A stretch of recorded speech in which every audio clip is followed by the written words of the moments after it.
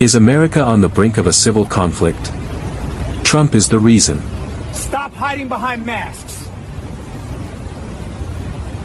You could play those games in other states, but not in New York.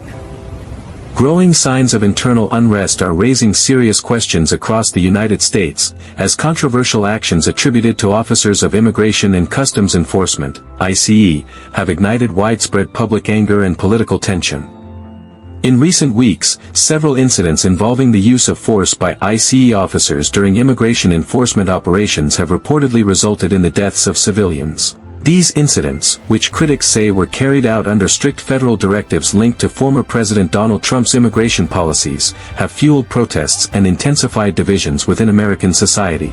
Public outrage has been especially visible in major cities, where demonstrations have erupted against what activists describe as excessive force and militarized immigration enforcement. Human rights organizations and civil liberties groups argue that ICE practices have crossed legal and moral boundaries, particularly in immigrant communities already living under fear and uncertainty. In a highly unusual development, federal police authorities in New York State have reportedly begun detaining and questioning ICE officers over alleged abuses committed against civilians.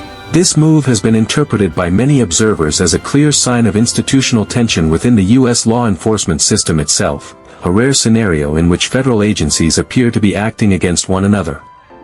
Political analysts warn that such confrontations between federal bodies, combined with deep public polarization, could mark a dangerous turning point. According to some observers, ICE's controversial practices may represent a spark capable of igniting a broader internal conflict, especially in a country already divided by race, immigration, gun violence, and political ideology.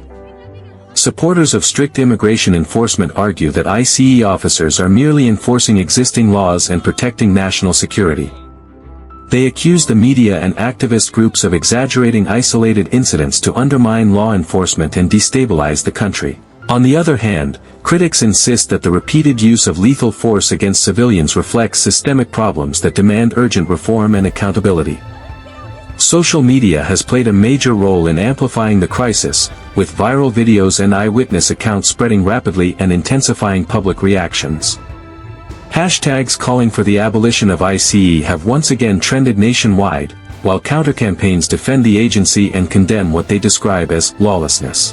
While talk of a full-scale civil war may still seem extreme, the language itself has entered mainstream discourse, an alarming indicator of how fragile social cohesion has become. Experts caution that continued escalation, without transparent investigations and meaningful reforms, could push the nation toward deeper instability. ICE under fire: why Americans are angry and protests are spreading. U.S. Immigration and Customs Enforcement, ICE, has long been a controversial law enforcement agency responsible for enforcing federal immigration laws, conducting arrests, and carrying out deportations within the United States.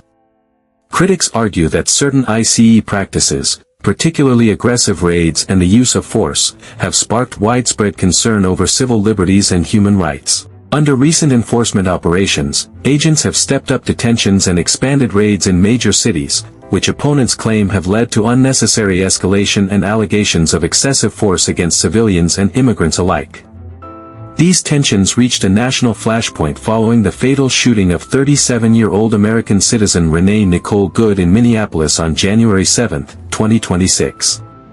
A U.S. Immigration and Customs Enforcement officer shot Good during an enforcement operation, an incident captured on bystander video and widely shared across social media. The federal government maintained the officer acted in self-defense, stating Good accelerated toward the agent, but local authorities and eyewitnesses sharply dispute that narrative, calling for accountability and transparency.